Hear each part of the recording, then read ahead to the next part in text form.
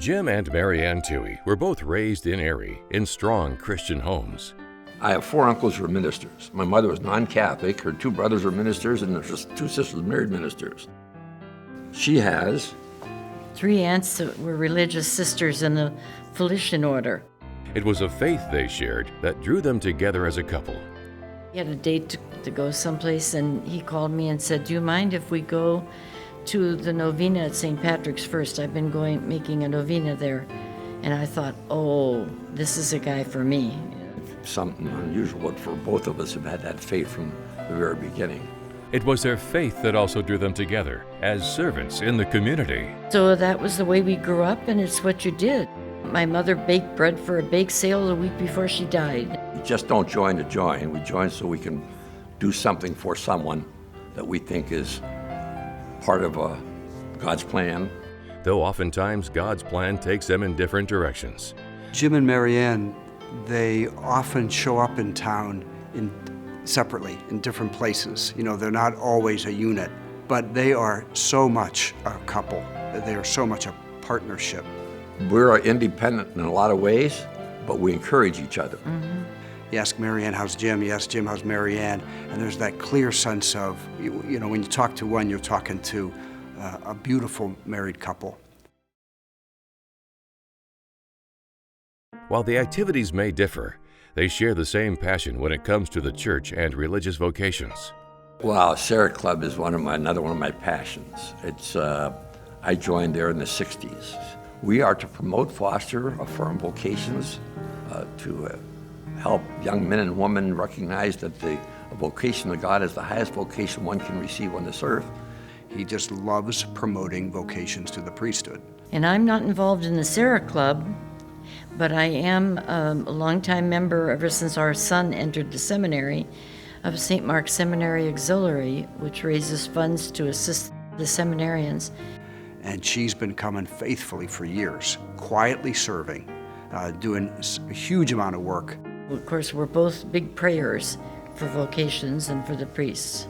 They love the church, they love the faith, and they want to do anything that they can do locally to make sure that priests and seminarians really know that the lay folk are out there really rooting for them, supporting them, anything that they can do.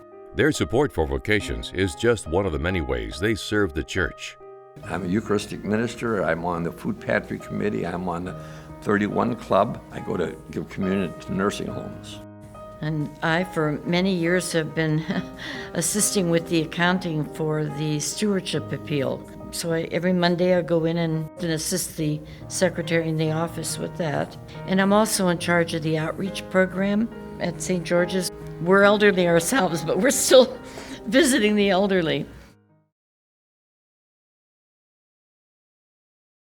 In addition to their shared love for the church, they each have their own unique passions too, namely Gannon University and the neighborhood art house. Gannon's been a phenomenal part of my life, and I have a passion for Gannon. Jim Tooheys' history with Gannon, all the way from his graduation in 1956, has been that many decades. He has never left the side of Gannon University. He has been on every committee of the board. He has chaired many of those committees of the board. I have the privilege of being the only lay person who ever was chairman of the board. The bishops are, by tradition, the chairperson of the board. In 1989 and 1990, he was asked by the bishop to take over that role on a temporary basis, and he did a fantastic job. I've been on the board, and I'm an active board member, an active supporter of them, a booster for the basketball team. I mean, I'm all in. Mary Ann, on the other hand, is all in with another Erie organization. Mary Ann has been part of a core group of women who has been, as it were, a board of directors for the Neighborhood Art House. It is meant for children who, mainly through financial restrictions, would not have an opportunity for the arts. There are over 100 different courses that they can take, and it's all free. The Neighborhood Art House funding comes entirely from donations, and Mary Ann is one of those people that helps to make that happen. Once you see the good work that's being done there, you can't walk away. We know that we have served more than 10,000 non-duplicated children We wouldn't be there without Mary Ann. We would not exist. In addition to his volunteer work, Jim still goes to work at the Quinn Law Firm, where he's been since the 1960s. Well, Jim comes to work pretty much every day. He's delegated a lot of his work to other people, but he still meets with the clients and makes sure that what they need to have done is done, and the rest of us try to get that done for him. In addition to that, he knows everybody in Erie, and so he's referred a lot of clients to the rest of us. Everybody has problems come up that they've never seen before.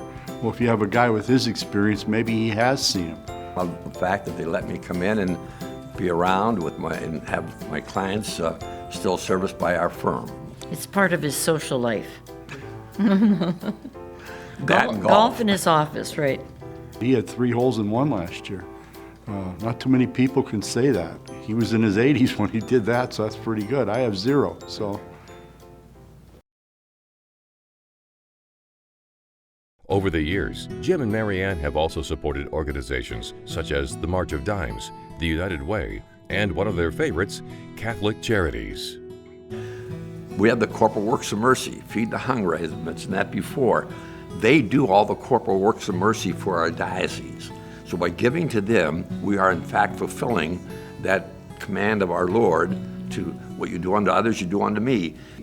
We can't go out and, I don't think, feed the hungry that well. We're involved in the food pantry, but they can reach more people with more services than we ever could do it ourselves. So by supporting them and promoting them, we're allowing our service to be magnified by 100-fold. When I go before God, when I die, and he says to me, what did you do with what I gave you? I want to have a decent answer. Jim and Mary Ann are committed to their family and to their faith, I think, first and foremost. And that comes out in how they've raised their children. They have a priest as a son, but they're good people. You know, Mary Ann and Jim don't get up on a pulpit and preach about becoming involved. They become involved, and they involve others as well. I think Jim and Mary Ann, they hit that point, I don't know how many years ago, where they could have probably stepped back and everyone would have understood, been very grateful, but they just keep plugging away. I don't know. When you believe in things, it's very hard to back off. We just had a great life. We're just paying back. There's so much that you get, so much joy and good feeling that you get serving people. Being and doing any little thing or big thing, whatever you do, to help people have a better life. Whatever you give, it doggone comes back to you. It keeps multiplying, and so God provides. He's really in charge. He's the one that makes all this possible. We couldn't do anything without him.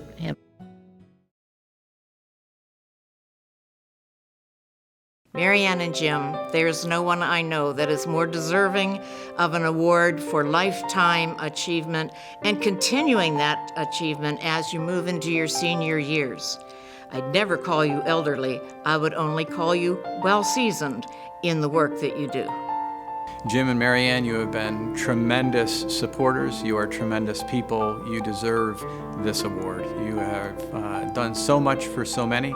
Congratulations to both of you. Just want to say to Jim and Mary Ann, congratulations on this award. I can't think of 2 people who would deserve it more. Thanks for all you've done for our community, and thanks for all you've done for our law firm. Jim and Mary Ann, I know I speak for so many people. We love you. We love all that you have done for us, and you have been a role model to so many of us. Thank you. You deserve this award.